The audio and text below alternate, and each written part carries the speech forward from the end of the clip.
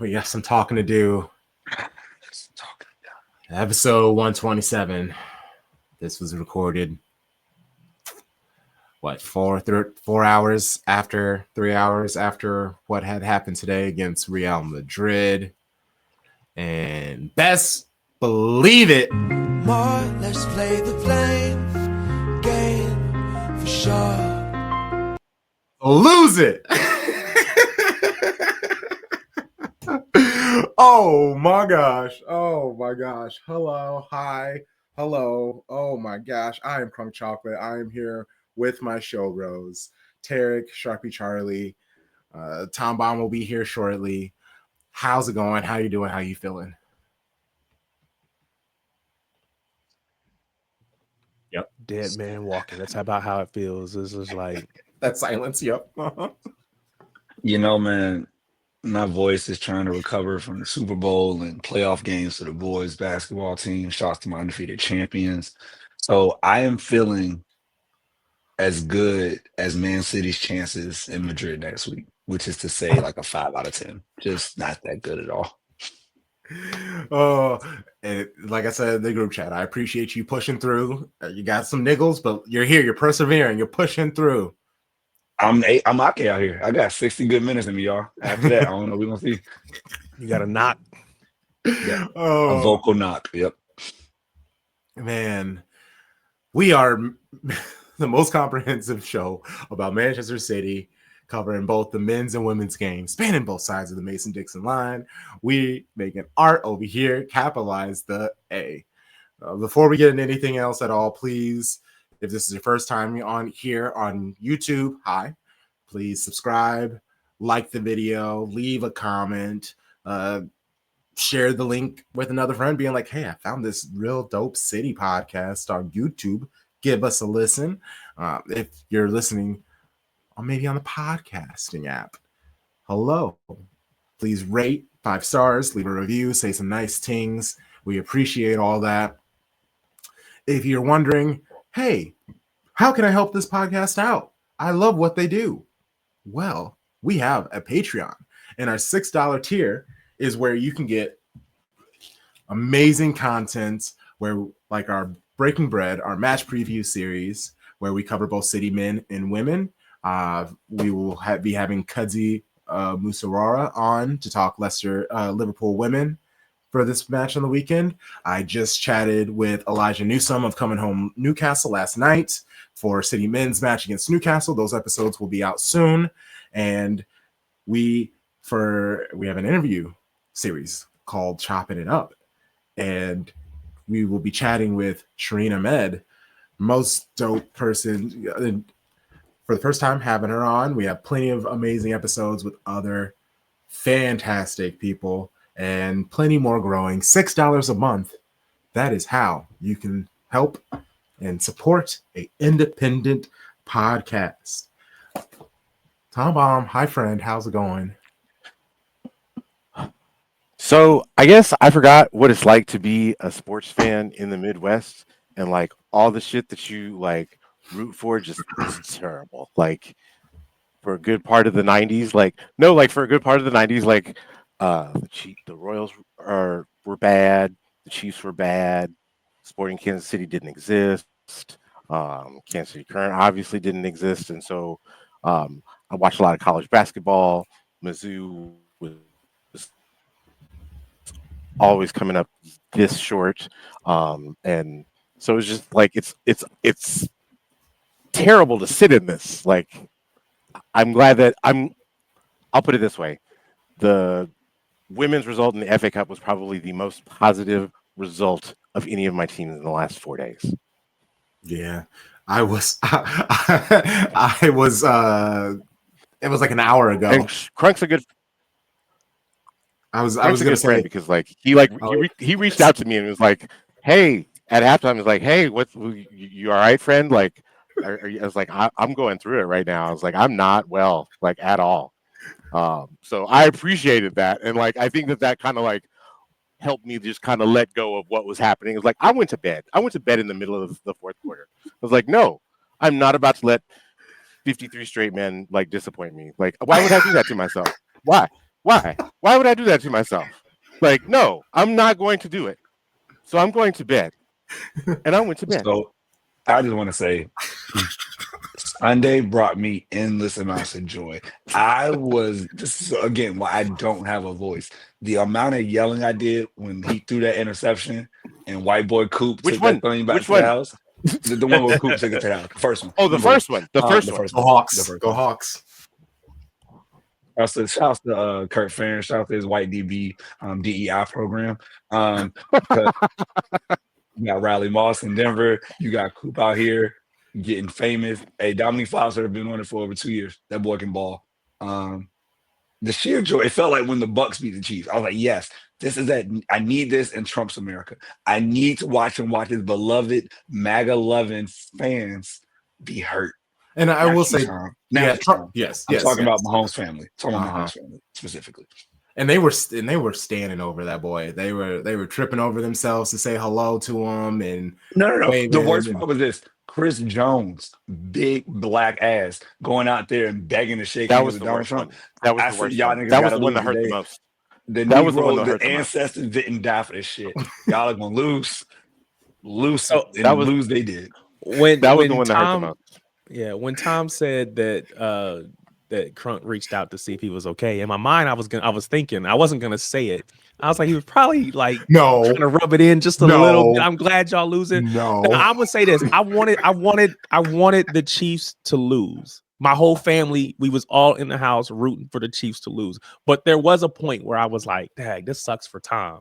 I did think about that. I did say that sucks for Tom. I appreciate that. It didn't change what I wanted the outcome to be. I get it. But I'm just like, I know my boys probably hurt, but keep putting boot to butt. You know what I'm saying? Kick they behind. Oh yeah, So, ooh, it was rough. It was just like, oh gosh. I think I saw a meme of like photoshopped of Patrick Mahomes hugging Drake, and something about like we both had a really rough day or some shit. I was like, God damn, yeah, y'all did. Like, God damn, y'all did.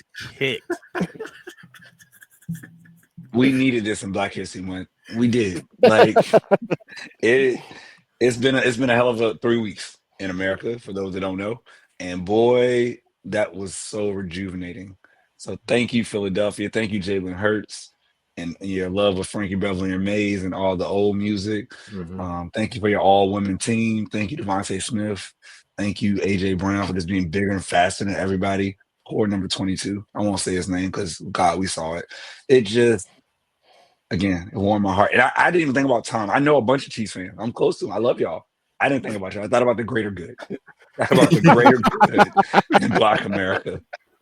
And that's what I was supporting. This wasn't about individuals. I love Tom. He's the brother from KC I never had. But God damn it, on that day, enough. I definitely did when I sent the message to Tom. I was like, I really hope he doesn't think I'm being an asshole, because I was trying to be genuine. I was like, hey. No, I knew it was legit. I was just like, yeah, they get their ass kicked. Like, God damn. Like I was like, there was like not a lot to do. Like, so like I guess on the plus side, like there was a lot of liquor left undrank at the house. So like I'm about to have this because we have a snow day tomorrow, since there's supposed to be 10 inches of snow on the ground. So let's go. Oh man. Yeah, of course. Fucking hell. Oh my gosh. I'm just oh man. Okay, we have an amazing show. We are going to start with City Women, some Baby Blue Baddies, a little bit of joy in there, and before we get into everything that is Manchester City men. Yeah, we did decent against Orient. We ended up coming through and winning, so that was nice, but the match in itself turns out was indicative to what we're about to experience against Real Madrid. My gosh. I had notes, I had clips ready, and I said, fuck all that shit. I don't want to hear it. Thoughts. I don't want to hear Pep stick up for his players. He's doing what he's supposed to do in front of the media. But I know he's putting verbal boot to ass in those locker rooms. even post the match today, Jack Gahn went, "Hey, John Stone said that you have been asking them to hold themselves more accountable. Like, was there truth to that? What was it?" And he basically was like, "Yeah." Like there were multiple times he started saying the truth, but then like cleaned himself up and was like, "We did great for 30 minutes," and it was just like, "God damn it, Pep!"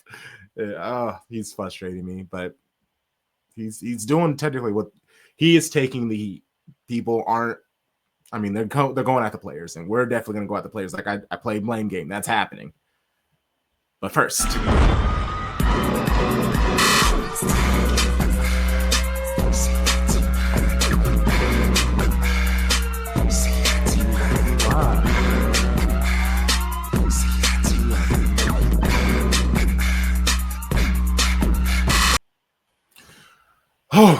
Thom Bomb.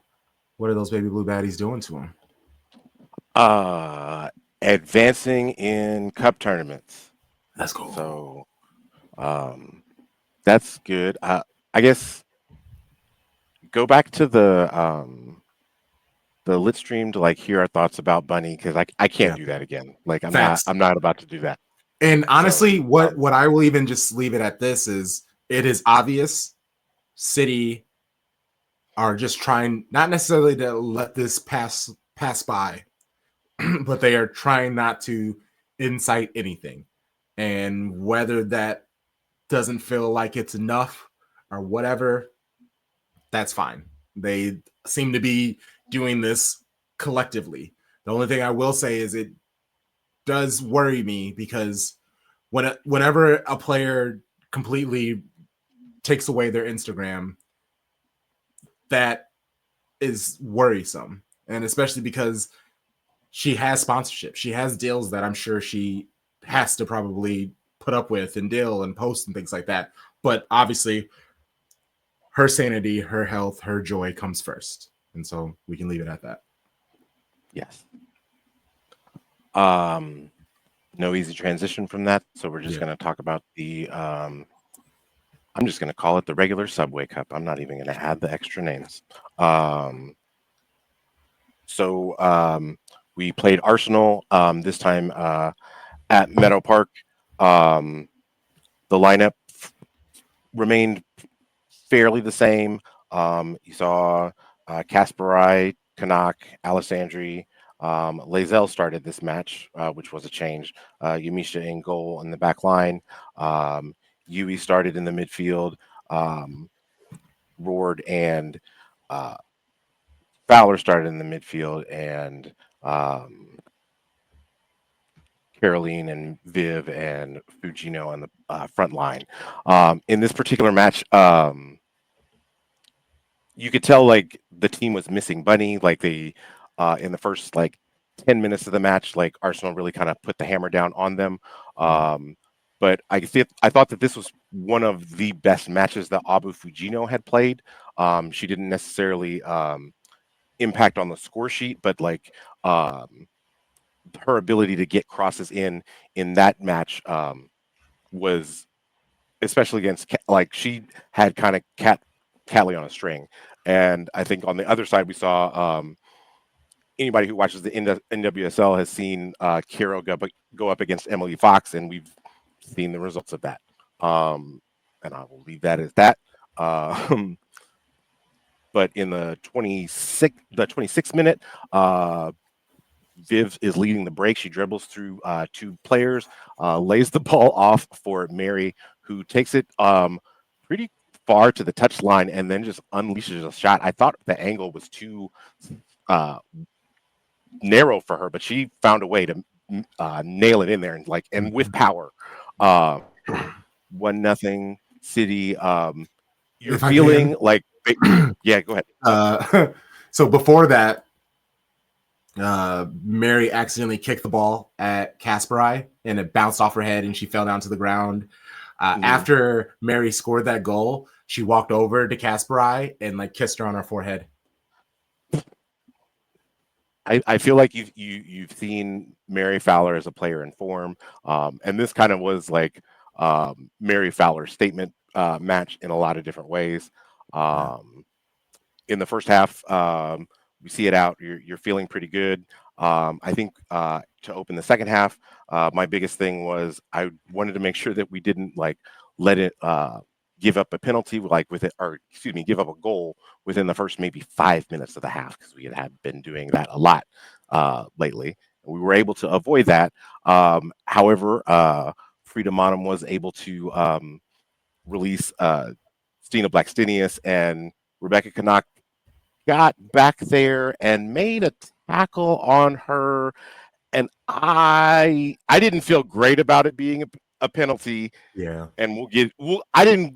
I'll put it this way: I didn't feel great about the penalty calling in the match as a whole. I'll put it that way. Yes. So Arsenal given the penalty, Caldente steps up, feels her penalty, past Yamishita, had her going the wrong way. Arsenal are a level. That's in the 58th minute. We saw sub on Layla Wahhabi in the 65th minute as Lazelle was coming back from injury and she was already on a card. Then, like right before that, Mary got a penalty for City, in which she was kind of squeezed off the ball by Lotta Wubben-Moy and Kyra Cooney-Cross, and fell down. I didn't feel like it was a penalty personally. I didn't, and I get why it was called. Like, it felt good to get a makeup call, especially Yes. away from Joy Stadium. So, unfortunately, Mary could not capitalize. She hit the shot with a lot of power, but like right down the center, Right at keeper. at Daphne Van Dopselaar. I was like, this is really confusing. Like, you got to pick one side, like just a side. So at that point, you're really frustrated. They put on McCabe and Ford for Steph Catley and Freedom Monum. So they're also like trying to go for it in Arsenal, and we were losing control of the match a little bit at that point. And then like Roard had a wide open header like in the 89th minute or something. Like, it could have been like to end the match there, but it went wide. Aba Fujino, I think she hit the woodwork twice in the second half. So finally, Mary gets the ball, and like it's like you see 94 plus 3 minutes, 36 seconds, and it's 5 minutes left on the scoreboard right before we get a throw in. Mary gets the ball at the top of the box, and I promise you, like, the most likely a gap no larger than like the size of your computer screen emerged, and Mary took that shot and she made it, and like basically she called game. I thought it was it's beautiful. I thought it was a very professional win, especially after a very messy incident.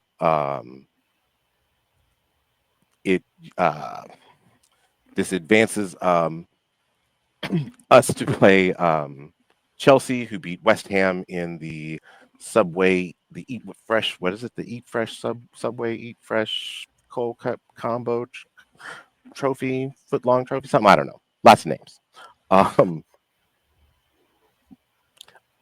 We advanced in the to the final against them. That's played where Derby County plays. Is where the final is going to be. Oh. And yeah, I believe that is Derby County March men's team. 15th. Yes. I was just interested because I'm interested how many people fit Pride Park Stadium. 34,000. Okay, that's a decent amount. Okay, good. Yeah, that's all I wanted. I just was hoping that it'd be in a stadium that they could potentially maybe not sell out, but they could sell out. You could sell out. Yeah, they could. Yeah, you could sell out 33,000. Yeah, cool. Advance in that competition. In the FA Cup competition, we had drawn Leicester at home. The starting lineup remained unchanged, or excuse me, Wahhabi started over Lazelle, and Yamisha was still in goal. The back line remained the same. Joe Roden, Yu Hasegawa still started, but the Jess Park started. Yeah. Yep. And then Fugino and Fowler and Caroline all started up front. One of the things I did like in this match is like the way that Fowler and Caroline interplayed and got on different sides of each other. This was just a really, like, again, another, like, you survive and advance in the tournament. Wahhabi, after a little bit of a yakety sax moment in front of goal, I believe that Olivia Clark's, I think we hit the woodwork, and then Olivia Clark got a save, and then we hit the woodwork again, and finally Wahhabi got the ball and like calmly passed it into the back of the net in the 18th minute. Caroline was looking dangerous in this match too. I think we talked about it on the live stream. We saw her get her first goal, which and with a really dope celebration. I know Charlie really appreciated that. Abu Fugino looked dangerous all match. Like Charlie, like you said, I think you said it best. Like her ability to still get a cross off, like regardless of the position of a defender, is like something I don't think that I've seen in a City kit probably since Leroy Sané on either side. Like, She it's like that little deft touch of the ball where she just moves it enough. Now, in all honesty, there was sometimes she was going against the tiniest player in the WSL history, so that helps. But all match, she was able to get that thing off, and I think it was number 2. I forgot her name for the reason because that poor white woman was getting cooked. Nevin. Yeah, Nevin looked like she was a whole lot of sushi rolls out there just getting chopped up. Just it was bad. Yeah. So in this competition, Leicester did get a goal back in the 82nd minute. Shout out to Ruby Mace. Miss you. Ruby Mace did. Yeah, it was a really nice assist. And she caused the turnover and like pressed the ball forward and passed it off to Las, who was able to put it in the back of the net past Yamishita. But in a tournament, well, you just got to survive in advance. So City did survive. They did advance. They will be playing Aston Villa at home in the quarterfinals of the FA Cup. Yeah, I already reached out to Pride, part of the Pride, about doing a match preview for that game too. Oh yeah, and like you said, it's good to see Fugino doing her thing. Carolyn, the way that the ball just sticks to her feet, you could tell she's still having to learn to like track back. Like that's not really a thing that I had to do anywhere else, and that's understandable. Also, what I will say is, in that it's this match. Yes, the first 2 goals, even her goal, like she was like high-fiving people, but it was still very sad. It was very weird. You can definitely tell that she's still the new kid trying to like transition to people. And shout out to the homie Georgia Suarez, who like knows her personally, and is like she has a lot. Caroline has a lot of personality, and like sometimes that's a lot to adjust to. And like at the same time, like you want the player to feel comfortable where they are. So like I hope that like she is able to feel at home within the squad. Yeah, and I love it. My whole thing with the men's team was we need more edge, and that's specifically what we see now. But even with the women's team, we need people with an edge. We have players who are killers, but they just like let their play do the talking. They don't think do the goal and then do a bow after. Like you talk your shit. I feel like Kanak could be, but at the same time, like she's a defender, so like she's like there's only so much edge that like you want a defender to have. Like it really does have to come from somebody in the attack, and I think that Jess Park could be that, but Mhm. I'm not sure that she's ready to take that mantle up yet. Yeah, I'm with you. I'm with you. And then this week they have just the match against It was Liverpool. Liverpool before the international break. How are you feeling about it? I'm feeling very confident. Like honestly, like Liverpool had a really good week against West Ham, and they beat them like 5-0 in the Leagues Cup and like 1-0 in the league. So, but West Ham is not a great team, and Leanne Kiernan basically just had she had a revenge week, and like I think she scored like 4 goals against her former team, our West Ham, in 2 matches in the span of a week. So, uh, but then like the next match, I think they played Rugby Borough Women in the FA Cup, and like who's a 3rd division side, and barely beat them 2-0. So, and I'm sure some of that is like playing on a 3rd division women's pitch. Like it is probably not one of the most desirable pitches out there.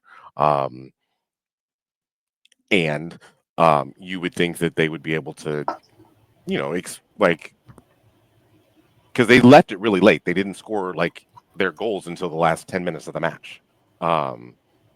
So I don't think they're a real team. I think on the 12th, which is a WSL podcast on the Shades of Blue network that you should totally listen to if you are into the WSL.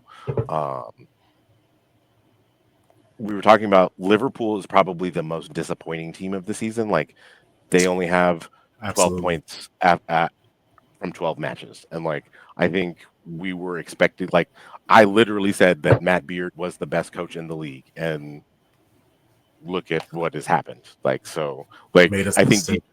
Deepty said it best in our last episode. Like, we went from Matt Beard is the best coach in the league to is Matt Beard going to make it to the end of the season? Ooh. Oh, right. So I'm pretty confident. I got 3-1 in this particular match. Ooh, let's go. Yeah, what I like most about the squad at the moment. They've had to make the adjustments without Bunny the last week, and the players are starting to play well. And now that Bunny can be added into it, It was that good, is and just it was good sorry. to see her. It was good to see her score as well. Yes. And Carolyn able to supply. Jess Park was starting to look a little bit better and more like herself, which was good because you could definitely tell she was a little off. Roared not like just having the weirdest bad luck when it comes to scoring. Like she's doing everything right. She's getting the shot on target, and then it just is narrowly missing or bouncing off the goalpost. That can't last for so long. Oh yeah, as long as we finish the season strong, then we can focus on the off season, getting in more players, and just growing from there. And I don't even think they need more. What are you gonna say? The most important thing, goal for City this season, like same city, same passion. The most important thing for City this season is to make sure that you are top 3 so that you get to qualify for those Champions League spots. Like like same thing with the men. So that is the objective of the season. Like, would cups be nice? Absolutely. We've drawn Chelsea in the UWCL. So you kind of, I believe that we play Chelsea after the international break, which is after this match. We play Chelsea like 4 times in the span of like 14 days or something crazy like that. So March will be like what makes or breaks this season for City, because you play them in the FA Cup or the Women's Leagues Cup, the Champions League, and in the league. I think we have one match sprinkled in there that's not Chelsea. Yeah, the Aston Villa match. Yep. So yeah, it's going to be March is going to be interesting. Also in City news, two City players were called up to the England national team for Serena Vegman, and both midfielders, Jess Park and Lauren Blinkilde Brown. Blinkilde Brown has probably got a good shot of going to the Euros, simply because Serena doesn't have another box-to-box 8, and Georgia Stanway suffered an injury in Germany for Bayern. So, That's tough. yeah, that's going to keep her out. So, Blinkilde Brown is probably going to get a look at that position. Yeah, and nope, we'll keep it moving. Anything else for Baby Blue Baddies? Nope, that's all I got. All right. Let's end with shock, awe, and applause. Let's just get this City men out of the way. Talk about their 1-2 comeback win at Orient. Once again, shout out to Paul of Orient Outlook Podcast for coming on and chatting, teaching me all about Orient. The episode available on our Patreon. Oh man, I gotta reach back out to him. That's my bad. I meant to do a review to just kind of hear about his experience. So just give a quick, this is how I'm gonna handle both matches. Just give what happened in the match all in one, and then we can just pick and choose whatever we want to talk about and go from there. There was the Ortega own goal in the 16th minute. Nico Gonzalez lost the ball, got ate alive by 3 Orient players, and then Donley took the chance, snatched the moment, and created madness. The pitch was awful, but I mean, it's what you expect. I don't. Awful is probably too rough. It is what you expect from a club in a third tier football. Also, it's a group stadium, so it's like 2 days ago. Before there's a rugby match, and then there's a football match, and then there's a women's football match the next match day there. Like there's that pitch takes a lot of damage. So I wanted to show a lot of love to the Orient supporters. They were there being the best, like lots of loud support. Even when like KDB came on, they basically were chanting like, "Who the fuck are you?" Like it's like things like that. That's the beauty of FA Cup, especially when a team like Manchester City plays a team in the second and third division. Kusanov with the 56-minute goal that technically it just bounced off his head, and then KDB showing moments. Like KDB shows that if he can do just like 55 minutes, he's amazing. Any more than that fall off is hard and heavy and honestly destructive to the team and how they want to play. And that's kind of what was in the Real Madrid. Anything specific in this match? Was there anything to take away? Because, it's a match against a third tier team. It's a knockout cup. Sub squads. So what could you take from this? Any of my show bros? What did everybody think when Nico went down? I low-key thought he was faking. Not faking. I think he was injured, but I think the embarrassment of the situation, it being his debut goal, and I'm going to say this again, he's a La Masia product. Like, I love anybody who loves Barca, but when they come to our squad, I think it takes a little bit for them to kind of embrace the like English like toughness that you will need. In Manchester City, we play beautiful football and things like that, but you got to be tough to play in the Premier League, play for an English football squad. So I think it was a coming to Jesus moment for him, and he's learning that maybe he's not originally as tough for the situation as he thought. I think anybody coming to England, Pep has said this about when he first came over, right? You learn that English football is different than anywhere else. So I expected there to be a degree of, onboarding, if you will. Did I expect it to happen in that way? No, I didn't. The unfortunate part is I feel like I've seen that same situation probably 10, 15 times this season. And it's just so frustrating. But, for me, it sucked to see him go off, right? Because it's like we just got somebody that has the capacity to play there. I knew he was going to take some time to get up to speed. I feel like, in FA Cup and in other situations, they kind of are more lenient with letting fouls go. It's a little bit more physical at times.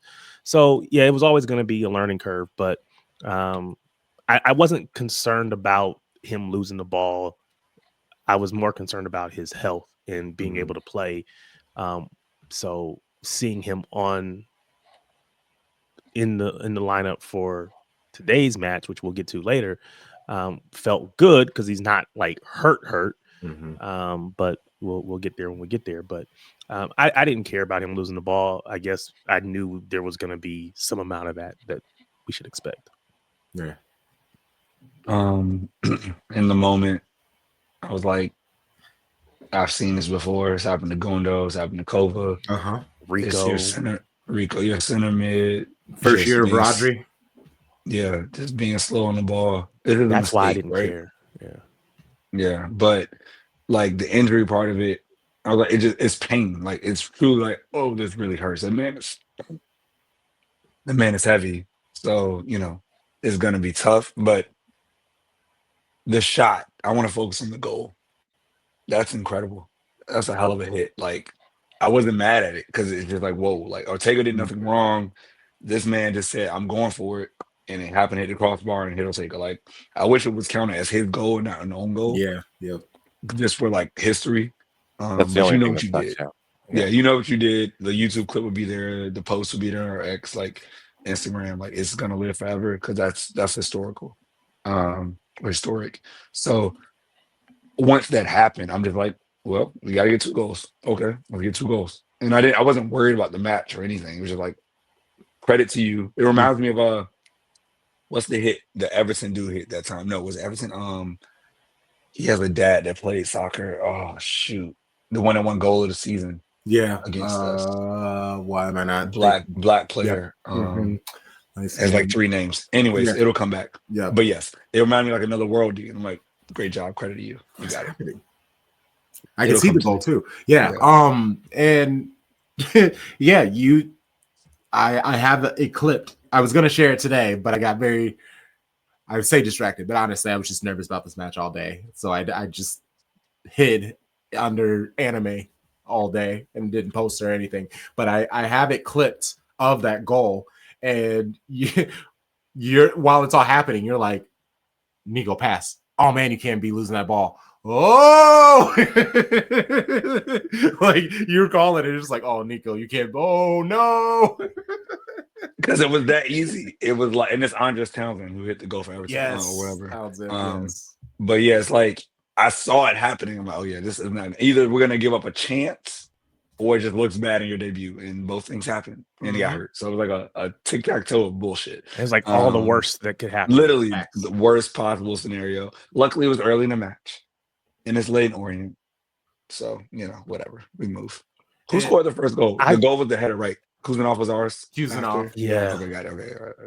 Right. I think for me, I don't say frustration, and I understood. So it was good to see Diaz back, right? And, I think going into it, I was like, throw both Kuznetsov and Hayes in there. Throw them both in there. That's kind of where I was.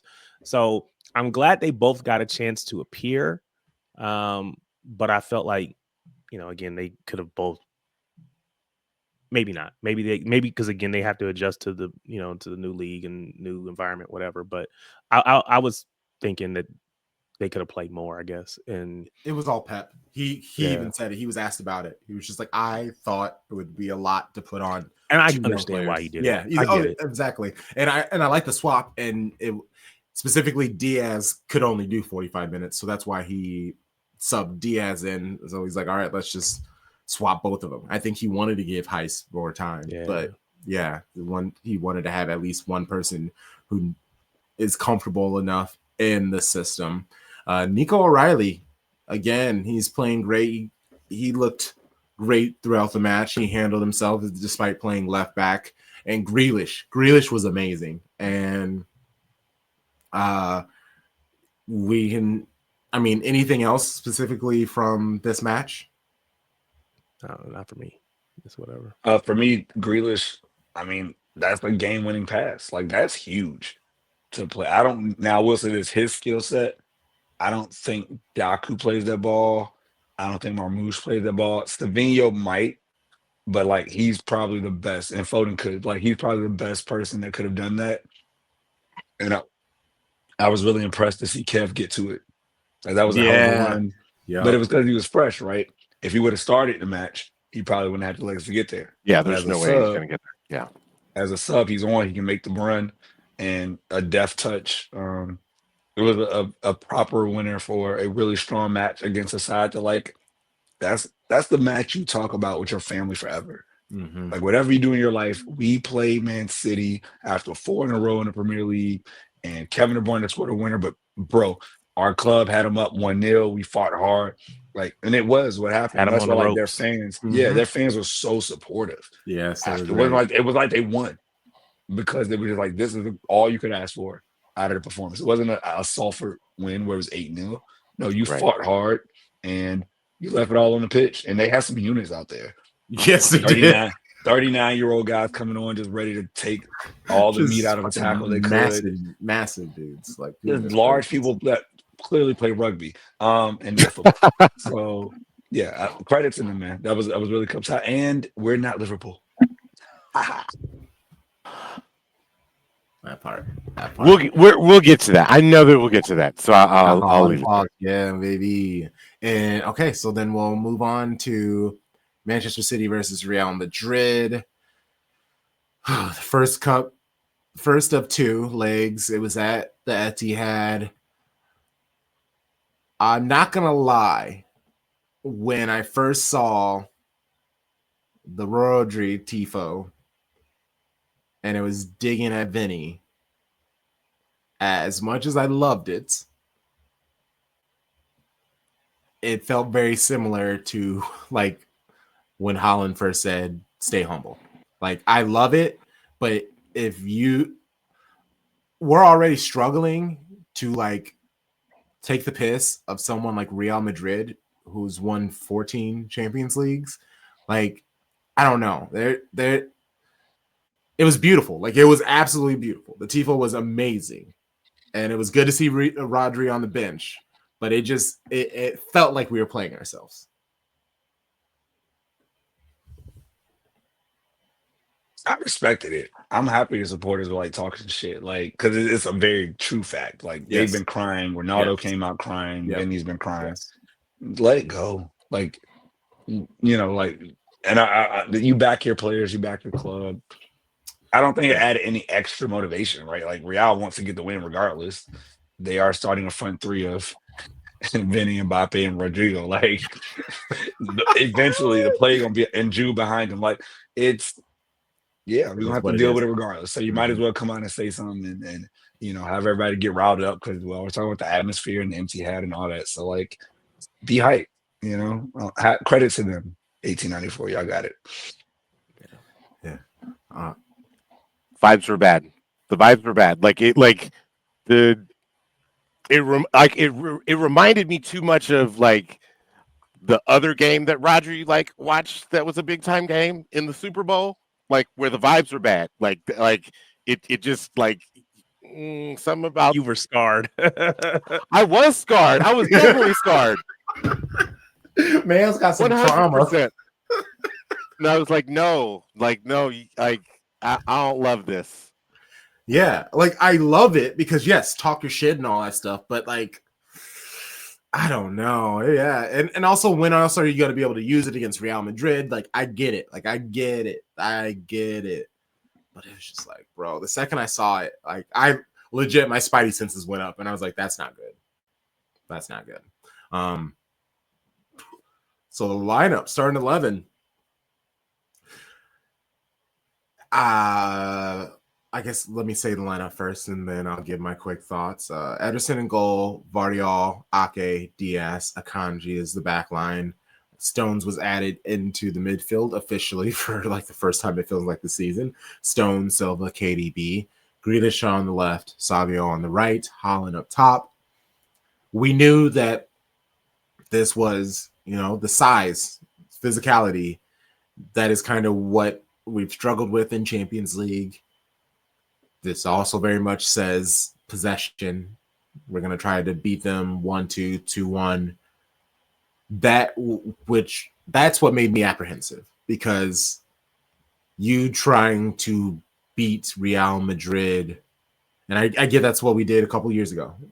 Well, actually, we ran away with them, but this is kind of the sort of the lineup that we had when we beat them. Was like all center backs, tall, physically imposing, and then I saw Grealish, and Grealish made me happy because he looked good in the previous match against Orient. He was feeding the ball. He was making the runs. He looked hungry. I was hopeful, but again, seeing that it was a very like possession-based lineup against a team that we know just wants to score more goals than you. They don't care if they give up 2 goals. They don't care if they give up 3 goals. They don't care if they give up 4 goals, because they know that they can score 5 goals. So that's kind of what worried me about when I saw this lineup. How did any of my showbros feel about the lineup when you saw them? For me, kind of taking it from back to front, I was glad that Ederson was back in goal. Yes. Because I think without question he is our best keeper. I liked the back 4, Kanji, Diaz, Ake, Vardiol, because bringing Diaz and Ake back in and then moving Akanji out to right back. I like that. Moving into the midfield, I was, I guess, quite a bit surprised to see Stones in midfield, starting in midfield. And quite honestly, I didn't really care for it, especially if, and I don't know that he is, but if Nico is okay to play, throw that man in there. Throw him in there. So I think for me, that was a little disappointing. I think the front 4, De Bruyne, Savio, Haaland, Bernardo, that was probably a little bit expected. The only thing I could say was, maybe you would have Foden versus De Bruyne, especially since he got a little bit of a run out the other night. But to me, you got to go. You win or lose with KDB in your lineup, because he's just proven that he's the best player in the world. So to me, you run that out. I thought Grealish played really well in the weekend game, so I wasn't too surprised to see him. But I guess I was expecting Marmoush, to be honest with you. I was expecting Marmoush from the start, but again, not like surprised too much, because again he had played well, and I guess looking at the bench, it gave us quite a few players that could come in and turn the match if we needed to. So from that standpoint, I was like, okay, if I'm looking at it and I can see Marmoush, I can see Doku, I can see Foden, even potentially Gundo or Kova, and we still have the Kuzanovs and others on the bench. So I was like, okay, I'm good with this lineup. Again, with those small little tweaks that maybe I wouldn't have gone with, but again, it is what it is.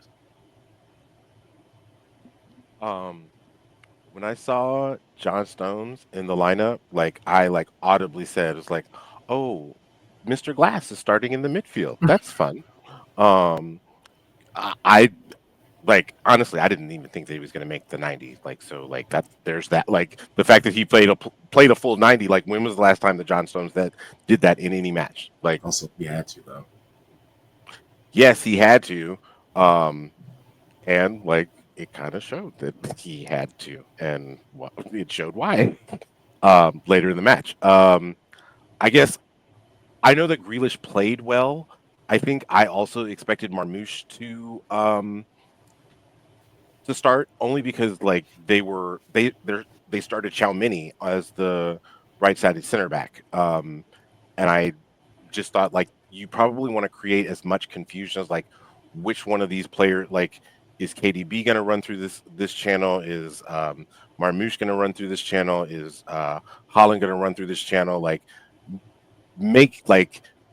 give that a little bit of unpredictability, because like Jack Grealish is probably not going to run through that channel. Like, so I thought Marmoush would have started, but I think I didn't mind all of like the like basically playing 5 center backs. Like, I thought like that was like the best way to deal with the way that Real Madrid can score.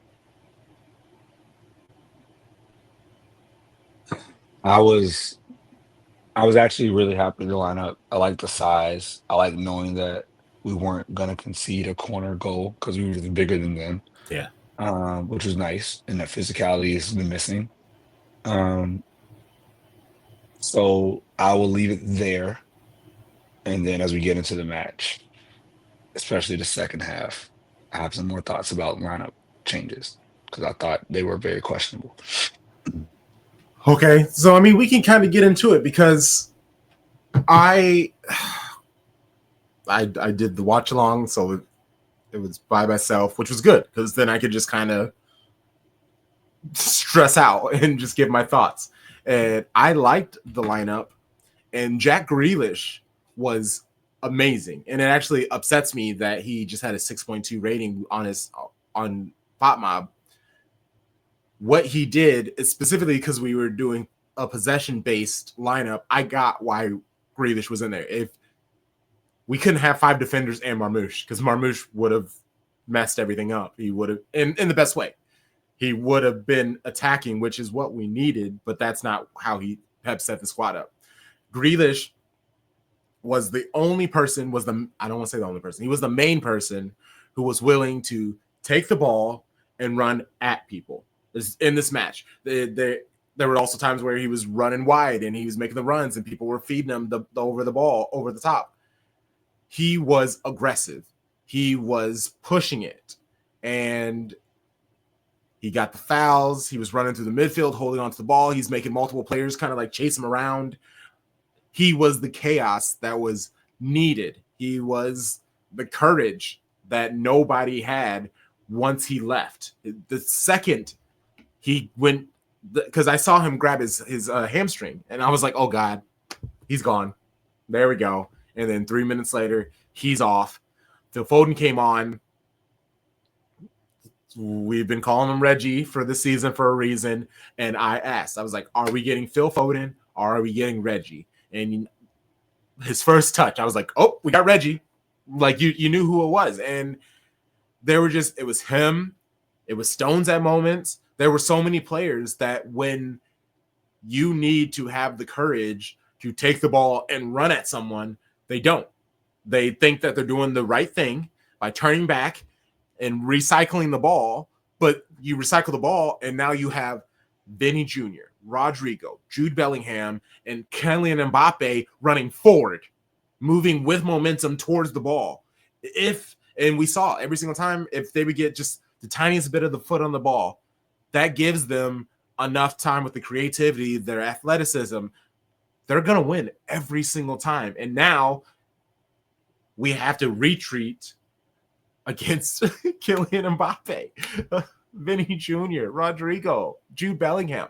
There were just so many times that we've just seen it all the season. The players thinking they're doing the right pass and they're playing pep ball, but they're not. They're being cowardly. They're being timid, and it bums me out. It scares me.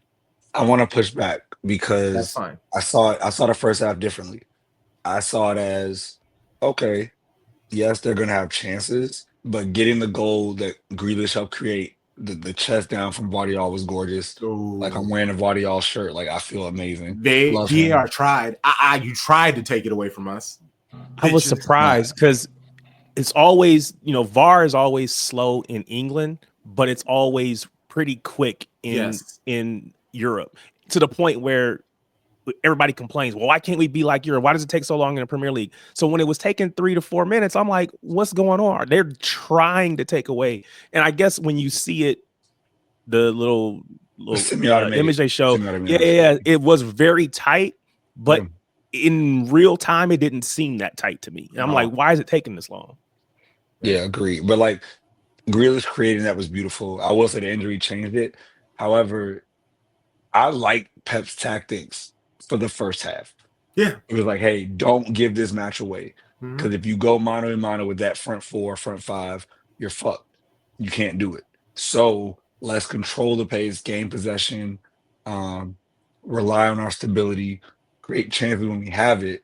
And then I was expecting something different in the second half. But I do think the injury to Grealish and the injury to Akanji, it changed everything. It's huge. Because like it is the story of our season.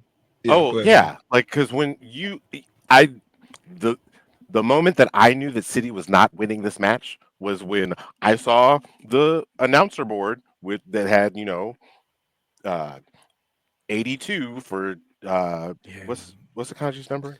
25. 25. Like, I was like, yeah, we're fucked. Like, this is. I knew it once Grealish came off, honestly. I didn't. Go ahead. No, I said I wasn't that strong about. Now I thought Grealish was doing well, and I really thought, again, they had 5 players on yellow cards coming into this match. We know Grealish has an ability to pick up fouls and put pressure on the other team because he can't get the ball off of them. So I was really thinking, okay, we're going to go at them, to your point. We're going to be aggressive. We're going to get them diving in for tackles. We're going to win fouls, and they're either going to have to back out because they're afraid to get that yellow, or they're going to pick up the yellow, and we're going to have a much better advantage in this in the second match, in the second leg. But I feel bad for Grealish because his season has not been the best, and I feel like as he started to, he showed something, he immediately got hurt. And I feel like, I don't know if it was the beginning of this year or last year, they kind of all run together, but he had the same situation. He was doing really well, and then he got hurt, and then he never kind of got back to that same level. And I don't know, I hope this isn't a kind of a transition for him where he becomes more injury prone. I hope not. But it just feels like their injuries are very ill-timed for him individually. Forget about what it means for the club or for any individual game, but for him specifically, it just feels really ill-timed because it's like right when I was doing good, when I've been crucified all season, I'm in a good vein of form, but I can't stay healthy. That sucks. And so the sub of going back to Akanji, right? There are 3 possible options to come in for him. I just want to take time to think about it. You have Mateus Nunes, who's been playing right back, again, out of natural position, but definitely the most experienced, the best combo of experience and athleticism, right? Size, pace, can hold his own. He's done it. You have Kuzanov, a pure defender, extremely young, new to the club, but again, checks the athleticism box, if not the experience box. Deep Negro spiritual side. And then you have 82 Rico Lewis. Rico Lewis is 5'7". Rico Lewis has no physical presence on the pitch. Rico Lewis is the mark every time he is lined up as a right back. He is the person that every club goes after because you know you have a physical advantage. No matter who your winger is, they will get what they want. As far as, the defense has the shade over. I'm faster than him. I'm bigger than him. There's always an advantage to be had. And it's not a knock on him. He's out of position. Rico's supposed to be David Silva. He's not supposed to be a right back. And so once you put him in that position, Vinny literally changed his position. He went from central attacking to the winger. And right away, you saw the kickouts to the base, to the byline. You saw all the moves because he's like, I have him. He's food. So, like, I had time to process this today. I'm like, Newt should have been the sub. It shouldn't have been Rico. Because at least Newt has the physicality to body him. Kuzanov is too raw. I get it. But Newt should have been the sub. Pep made a mistake. And it plays out later Because look at what happened Would in the last goal. But I'm sorry, Terry, go ahead. no. I was gonna say I would have gone because and maybe this wouldn't have worked because John Stones is too injury prone and he's been playing most of the game at this point. But could we have moved him to right back and brought in, say, a Nico to come into midfield instead of having, again, I don't think any of us were big on the bringing in Rico at this point. Yeah. Not for that position. I would have even. I would have been fine with Nunes. I would have been fine with Kuzanov too. I mean, again, yeah, he's young, but at some point, you know what? Yeah, you gotta try him out. I Get need out somebody. I need a 3-and-D type of player. Look, you're not gonna give me a bunch of dribbling and a bunch of other stuff. I just need you to lock down defensively and whatever. So just run with whoever's out on this wing and make their life difficult. Don't make it easy for them. Mm-hmm. Pep was so inflexible because there they were. I think I put this in my group chat with a friend, the homies from LA. I was like, we need to go 5-4-1. Like, just lock this shit up, especially after the second goal. Like, when it's 2-2, you don't need to keep trying to play out. You need to say, hey, change the formation. Let the players know, communicate. We are just going to hold it like we did at the Atletico Madrid years ago, right? At the Wanda Metropolitano. We said, hey, we're going to hold it, and we're just going to walk out of here with a draw. Because at least you know winner take all. But when you don't change tactics, when you put in small players, when you wait too late, in my opinion, to put in Marmoush. I think Marmoush came in at the 84th minute, right? Am I wrong? Something like that? Yeah, no, you're right. Okay. Yeah. Like, bro, and this takes me back. And then I think about where I was living. I was living in Pasadena. It was a trouble season. And I used to get so mad at Pep because I'm like, yo, your subs are shit. Mm-hmm. Like, stop putting on people too fucking late. Mm-hmm. Because think about Carlo. Carlo had pace the whole match. When he made his sub, he brought in Luka to help the midfield. And then who did he bring in? Brahim Diaz. Yeah. Right? So you literally keep the same aggression for Rodrigo on the right side. You keep your Ballon d'Or winner, your World Cup winner, whatever. Like, keep them people up top. And, like, you always have pressure on the defense. Pep went at a defense that had two midfielders playing fucking defense and a guy that started the season at the third tier in Real Madrid. And you didn't go at him. That's the part that's frustrating. Baku never hit the fucking pitch. That's Thank the fucking you. problem. Thank you. That's the problem. Thank Sorry. you. And okay, here's where I give the pushback, and it's specifically because of the injuries.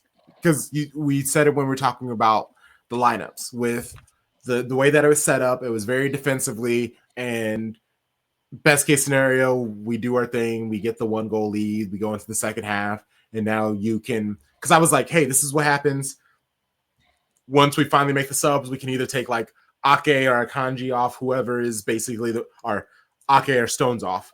We can remove one of them, move them back to the defense, and then that's when we can put in Nico or somebody else in the midfield to kind of solidify things and make things out.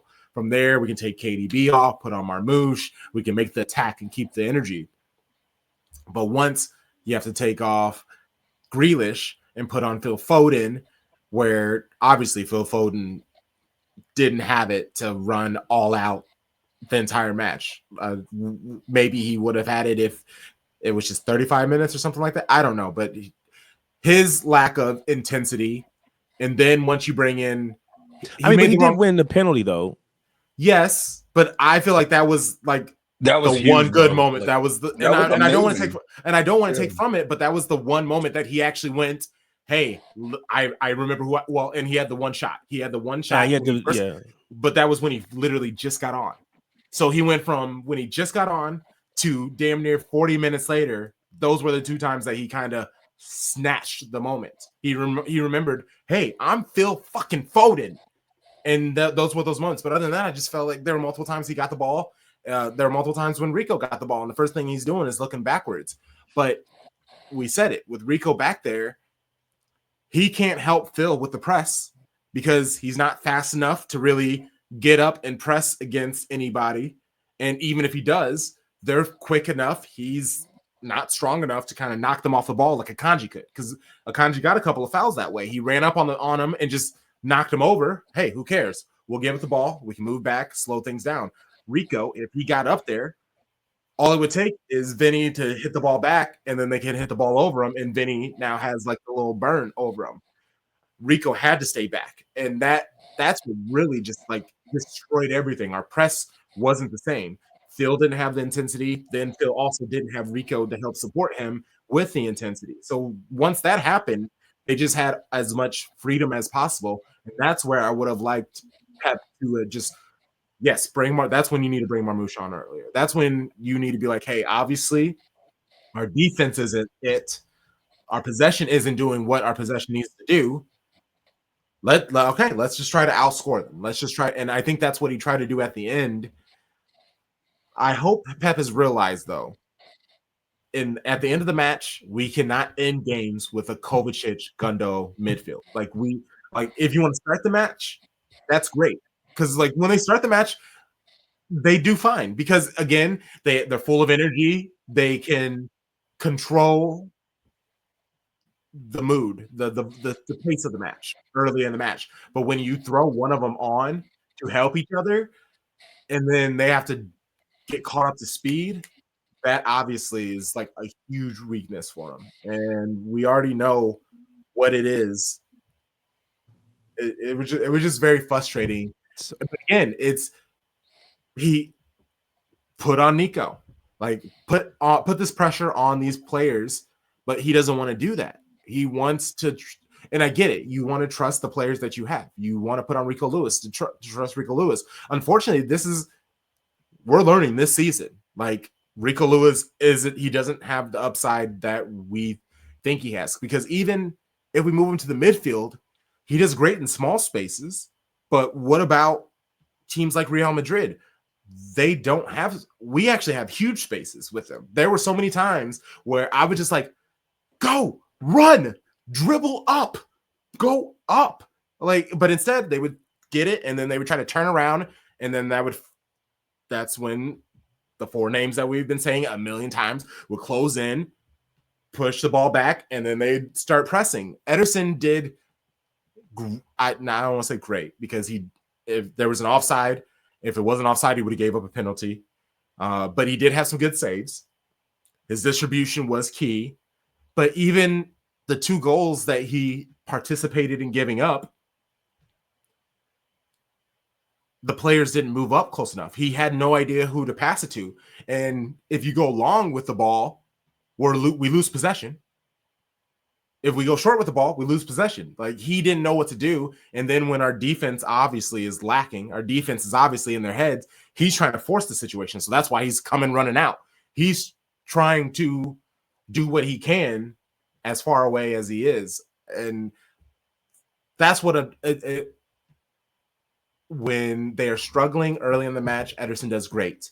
But in the end of the match, when he has technically done what he should, he's stopped. If it wasn't for Ederson and the decent saves that he made, Real Madrid could have won by 2, 3, 4. And then at the end of the match, that's kind of when the defense is supposed to lock in and be professional and end the match. But instead, he's having to run out and scramble and do all these other things. I just think Ederson on the whole blame list, I think he's 4, 5, 6. There were so many other people to kind of be meh. Rico lethargically going after that ball against Vinny. There's a lot of people being scapegoated. Rico's on that list, Ederson's on that list, Kova's on that list. But if we're going to be 100% keeping a buck, Let's play the blame game for sure. Derek, who are we playing the blame game with? If we're gonna play the blame game, I gotta be honest. I think Pep gotta hold it. Pep gotta hold it. Yes, these players made individual mistakes and could have been better, but Pep put them in those positions. And at some point, we got it. Pep, I think what Pep suffers from the most is I don't know if it's nostalgia or if it's just loyalty. And both of those things, loyalty is respectful, but not when it's obviously. I love Gundo. He's past it, bruh. You don't bring him in if you have other options. There's no reason he's coming in and not Nico. There's just, it doesn't make any sense. And again, maybe he's not directly, you can't pinpoint blame directly, or he's not directly attributable to a goal being scored or whatever. But it's not it. And you talked about Kova. Again, got to get up to speed, not hustling back.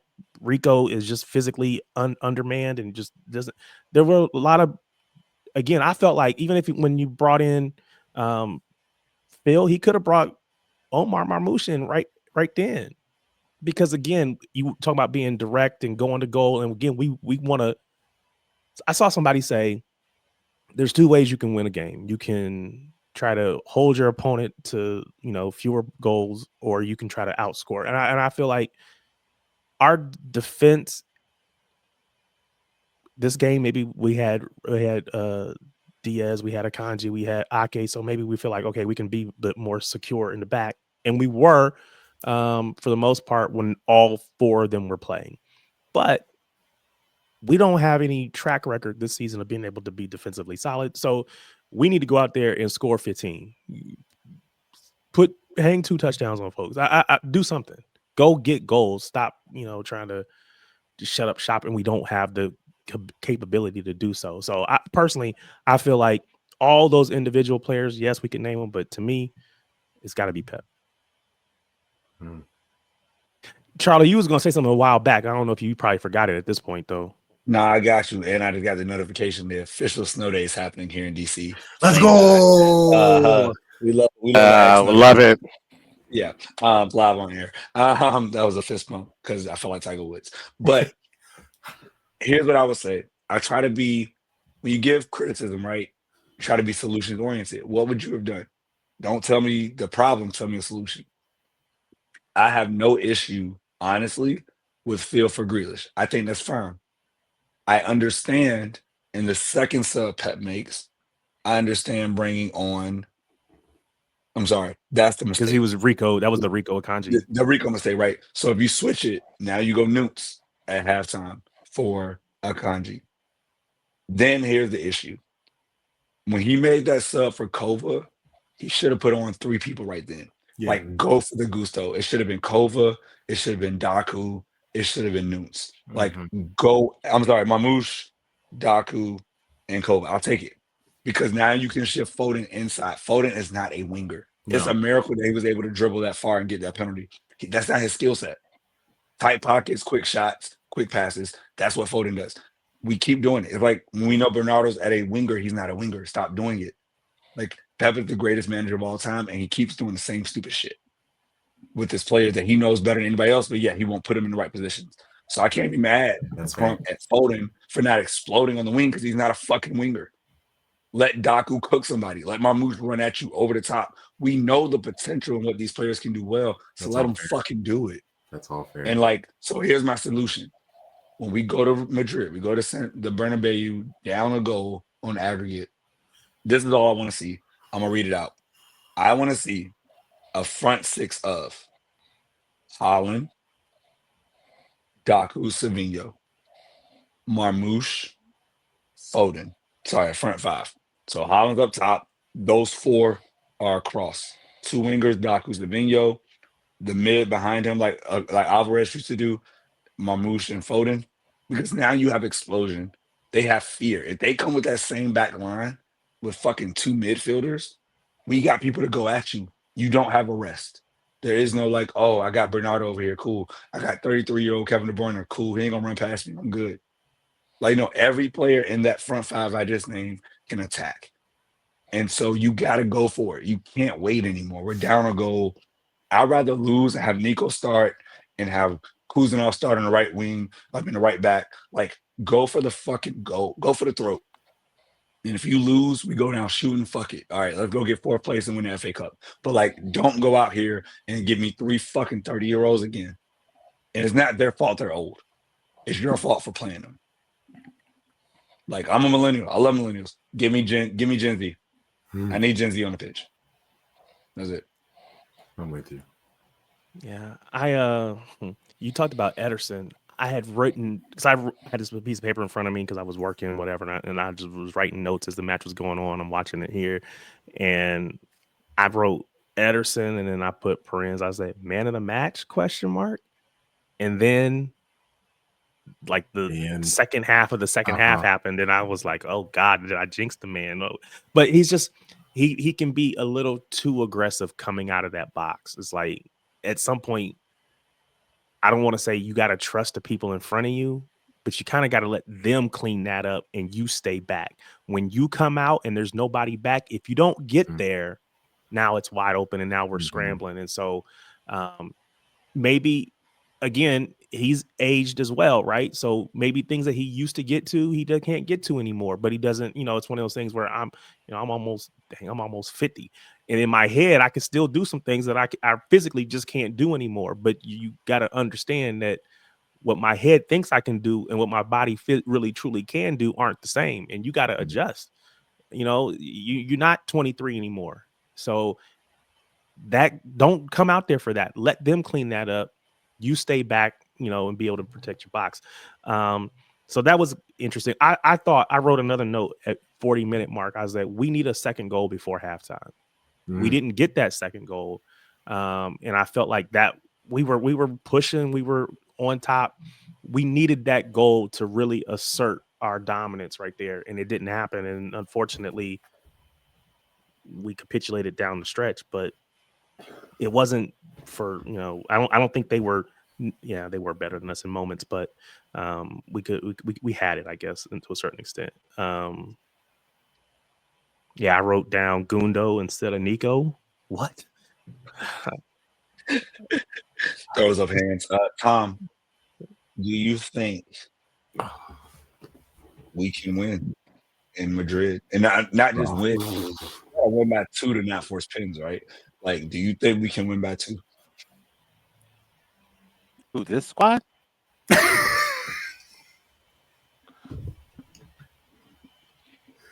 I'm wearing black for a reason. I literally showered and put all this on. I was like, I'm going to be fresh and clean for this funeral that we're about to talk about.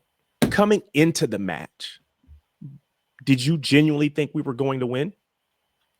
I genuinely thought we were going to win. I thought a draw. I thought a draw. I actually thought we could win. Like, I wrote down here, I wrote down 4-1 because I thought their defense. And I was like, that's too much. Make it 3-1. I was like, I'm a little over the top. This be 3-1. But I thought we were going to truly attack these midfielders playing out of position. I thought we were going to come in and be much more aggressive offensively, and I don't feel like we did that, and so it's like a little frustrating. But I genuinely thought we were going to win that match. I thought that, like, if we're still playing the blame game, like, I still do blame Pep. I think that, like, I do think that Grealish played well, but in the 30 minutes that he was in, it sucked to, like, have him go out. But I think over the course of the match, the best chance creator of the course of the match was Joško Vardiol, which always I like. I like Vardiol, and that's kind of like, yes, and that is also an indictment, the fact that you have to have your right back be the central playmaker. Like, that part. That's a problem. Because Kevin De Bruyne at 33 can't fucking run. Sorry, my bad. I'm sick. Dang, that's crazy. Allergies, bro. I feel it. I feel that. So, like, I think to me, like, if we're gonna blame someone, we have to, like, blame Pep in that, like, and it wasn't just like that. It was because you could see that the design originally was like, we're gonna attack them on the outside as opposed to, like, on the inside where Tchouaméni was, like, and that really confused me. Like we didn't do anything to pull Tchouaméni out, which I like that. I don't know, like, the game plan looked bad, like, and that's not, like, how you play to, like, set up to win, and, like, I don't feel like we set up to win.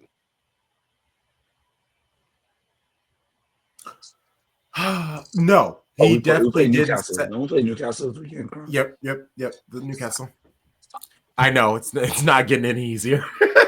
Honestly, their midfield are beasts. Yes, the Tonali coming back has, like, freed Bruno to do his, like, creative thing and really getting his dark magic bag. Like, yeah.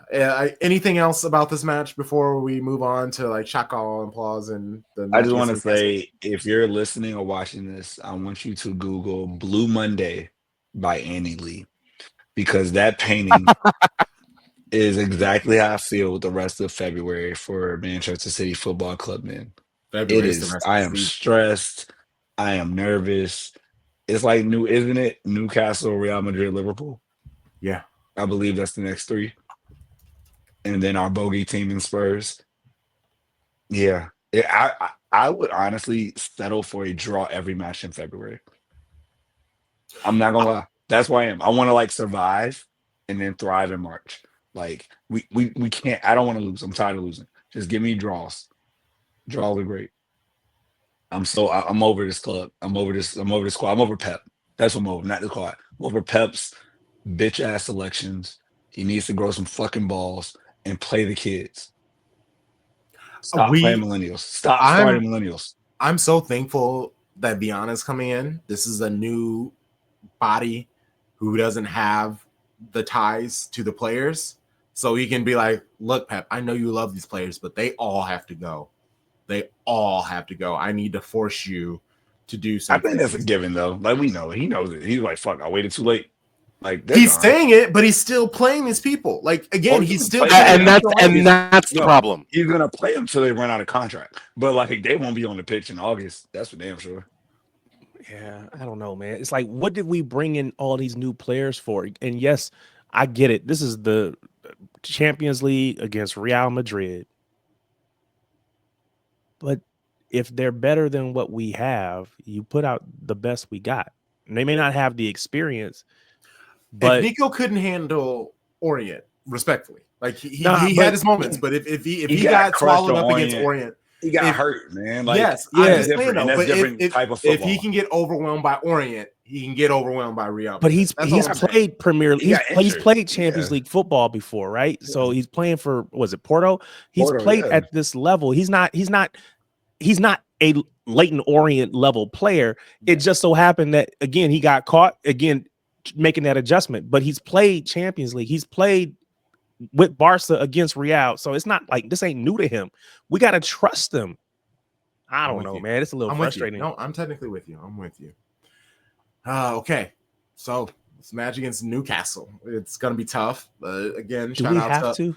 Can we just like look, we'll just settle for a draw. Everybody go home. We don't gotta play this match. And that's actually because we're fourth or fifth.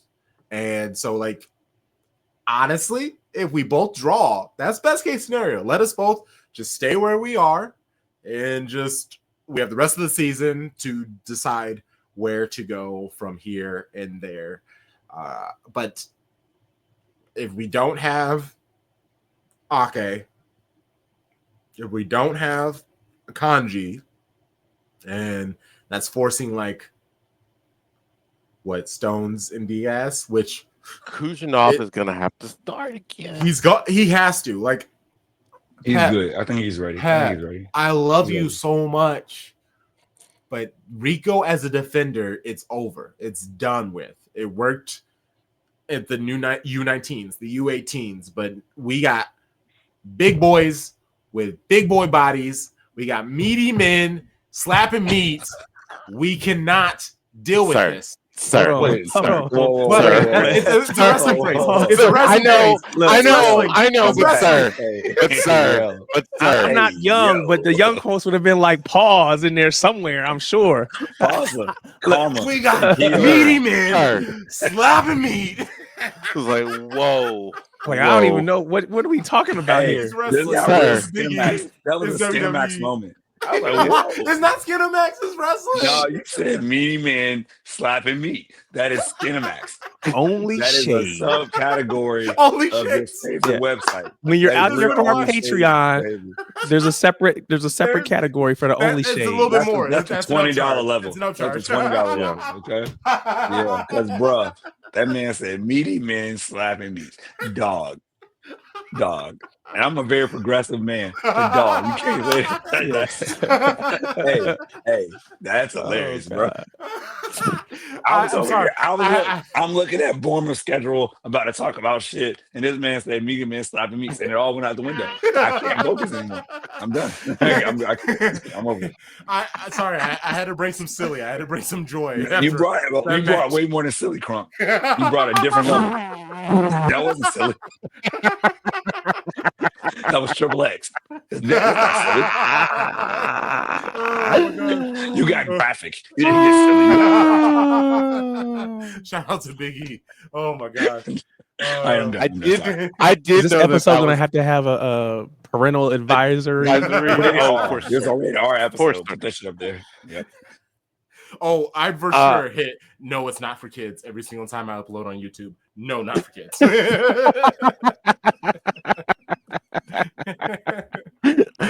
I could see Charlie's class like fighting it somehow.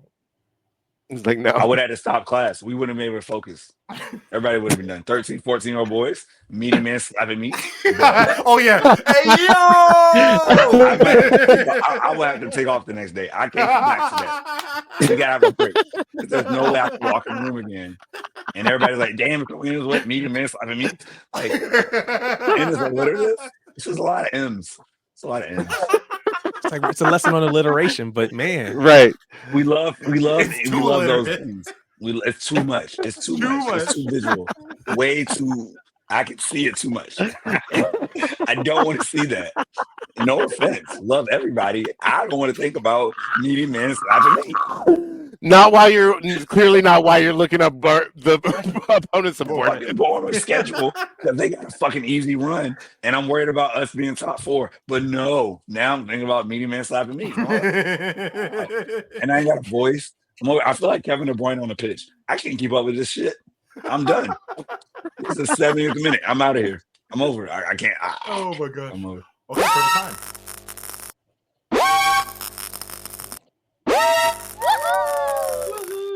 Shock all and applause. This is our chance to get flowers or throw tomatoes at a person, place, or thing in the world of football.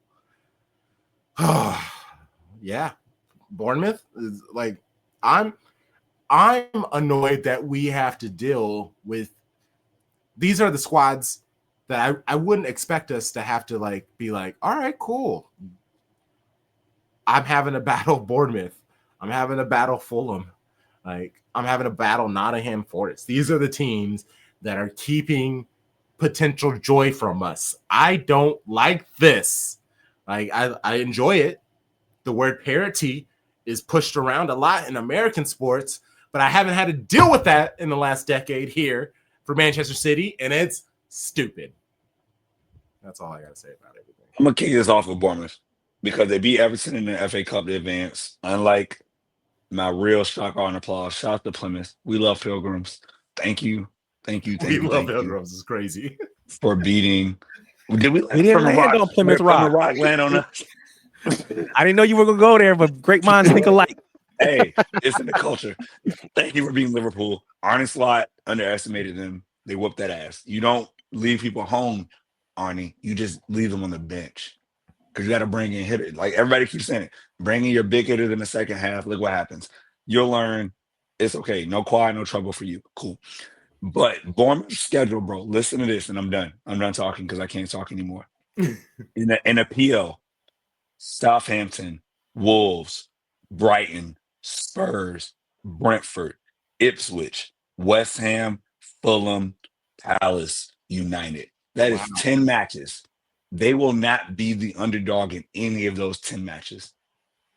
Like, they are set up out of those 30 points to get a solid 20 to 24. Like, it's really going to be like we got a whole fourth because they're going to jump us just on the ease of their schedule. The cherries are here. There are going to be some big sellings. Like, we know what happens to clubs. They get cleaned out. We've seen it before, like with Brighton. But, like, they're the new Brighton. And so just be ready for the cherries to keep winning because I don't see who's going to stop them until May when they play the big boys.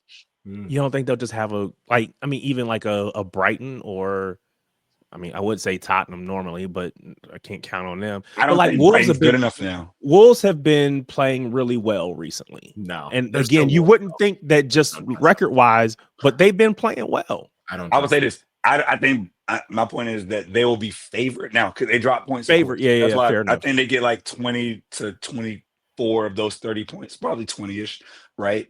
But that's a lot of points to get in 10 matches. I don't know if City's going to get 20 out of our next 30 points, especially with February, right? Like, so it's just like the fourth place position. Like, we need Forest to drop points. We need to beat Newcastle. Like, we're gonna be in a fight, y'all. It's about to get real interesting the last 3 months. So we'll see. But shout out to the Cherries, man. The fight Michael B. Jordan's. Love y'all. I just looked and actually Wolves have only won one of the last 5 matches, so I don't know where I got that from. I feel like they had been playing much better, but record last 5 matches, 4 losses and a win. So obviously I was wrong on that one. As far as me, man, I don't care about none of them teams. I just want everybody to lose, all of them drop points if that's possible. So I don't know, man. Again, to just echo what he said, anybody that makes or prevents and ends the conversation about a quad, I'm all for it. So kudos to Plymouth. That's all I got for you. Hey, I'm excited for us to land on Plymouth Rock. That would be embarrassing, though, to be honest with you. We just saw what they did, so we can't come in and Right. under, or over, just like we just gonna run over folks. Nah, man, they gonna come to play. Now, again, if we put our players out there, we should win. This is not a match that you come out there, throw a bunch of kids in there, and just expect to run over them. That's not gonna happen. They've already proved that. So we got to come out, play for real, put them away early, and not even make it a game. So don't let them hang around.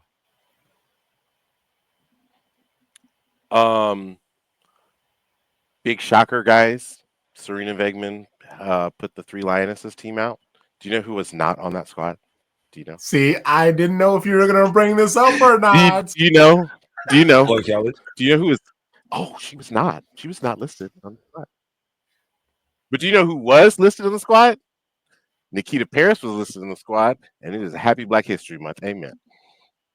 Like, respect to Go. Paris, but what? She been balling. Yeah, Yeah, I mean, yeah. She's like really been like dragging Brighton, kicking and screaming. Like Brighton is like really downturned in form since Fran Kirby got hurt, but like she's still like kept them viable as a club. Let's see. Also, like Emma Do Better. Valentella Joyce was named to the She Believes Club, but as a provisional player, like she is the best goalkeeper playing professional football in England. I don't argue with your mama about that. I don't care what. Like she's let in 5 goals off season, or excuse me, in league. So argue with somebody else about that. So she probably, to me, I think that she is the next heir apparent to at least Alyssa Nair, and I hope that Emma sees that. And then my last one is for Mappy Leon. You are really, really fortunate that Daniela Caracas did not put her hands on you violently. And your behavior was absolutely unacceptable. That does not belong on the football pitch at all. And Barca was Barca. Like, they responded exactly how you thought they were, and thankfully, everybody was like, "Hey, yo, this isn't what you're supposed to do," and they deleted it. But still, it's just the gall of them to just be like, "Hey, we're famous. We're Barcelona. Get over it." This is the one where she grabbed a girl and was like, okay, yeah. Yep. Yeah. Mm-hmm. I just saw that. Did that happen today or was it yesterday? This was over the weekend. I just saw it today. Yeah, I just saw it today. Interesting. So that was their response, huh? Wow. Mm-hmm. Yeah, they basically just reshared Mappy being like, "I didn't do this. I am supportive people. I will actually sue anybody who tries to speak negatively of me." Like, once you immediately go to like suing, that's how you know you fucked up. Like, Mhm. instead of being like, hey, my bad, a misnomer, I was silly. You just instantly go to, hey, I'm actually about to take you to court. I'm about to ruin your life for saying this stuff. That's when you know you fucked up, but instead of you admitting that you fucked up, you're just trying to like threaten people. And Was her whole thing basically, I didn't say what you said I said, but I still did the action. I still grabbed you here, even if I didn't. Is that what she's trying to get away no, with? she even said that she said I hit the leg. She lied. She's trying to change all of it. I hit the leg. I didn't say any of that stuff. It was just, a little friendly banter. How dare you say I did any of this stuff? Wow. Do not put any of this on me, basically.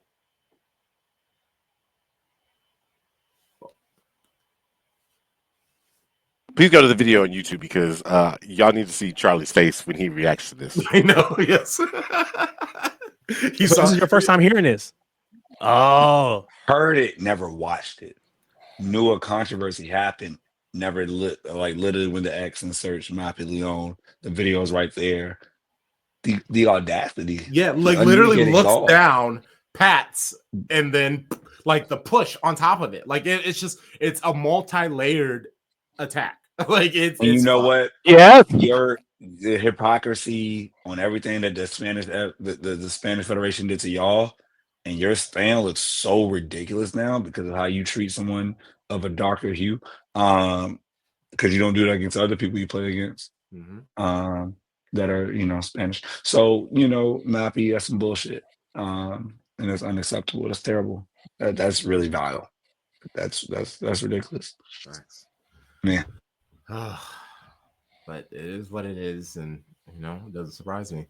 And again, like, not to tie it to Bunny, but it's like this is also why we can't be quiet, because you being quiet, you now allow the people who are wrong to then kind of control the narrative or change the narrative or blah blah blah blah blah. Because even I had some not random person, there was someone I followed, but even when I posted originally about the Bunny stuff, and this was like when it first had happened, and the response was, well, if the person's in America, there's not really anything they can do about it, so like what's the point?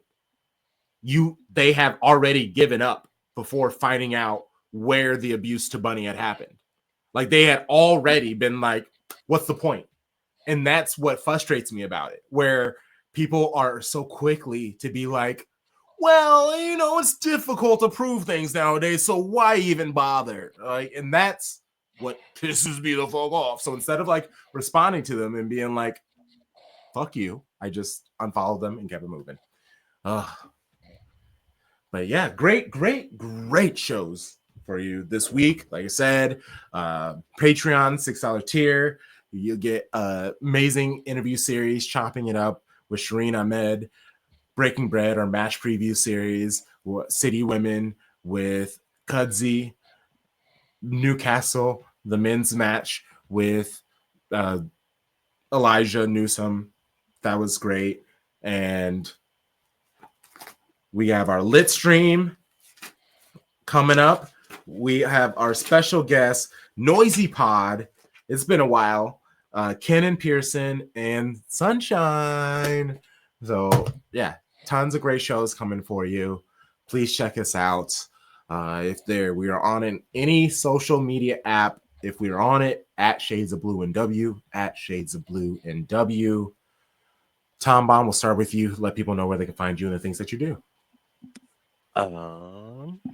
You can find me on social media at Thom Bomb 816. You can also check us out at the 12 WSL. That's the number spelled out. And you can listen to our podcast about the WSL.